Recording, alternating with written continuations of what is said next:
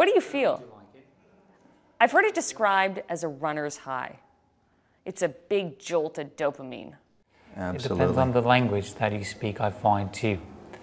So that, for instance, for me, languages such as German, Dutch, Italian, and on occasion French as well, they do give me somewhat of a rush.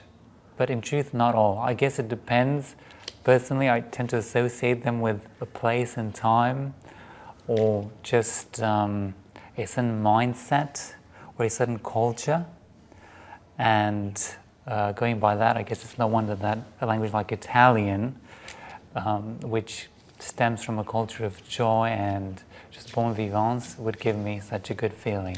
That wasn't Italian. I knew enough to know that. Correct. Describe to me what you feel when you speak in these languages. Well, for me, I'm excited for days afterwards. I remember one day we dropped off our car at the mechanics and we were riding on the bus to pick up the car, and there was a Polish lady on the bus beside us and that lived in our neighborhood, and I'd seen her before. She was the grandmother of a kid that played with my son. And I started talking with her in Polish. We talked for 45 minutes in my, especially at that point, Tarzan Polish. And it was so much fun. I went home and I said, that is the coolest thing. When that happens for me, when I engage with real people in real conversation, that's what makes me study. If I'm going to do some work afterwards, it's because of that. But that's it's achievement, and it's that personal connection. For me, languages are all about relationships.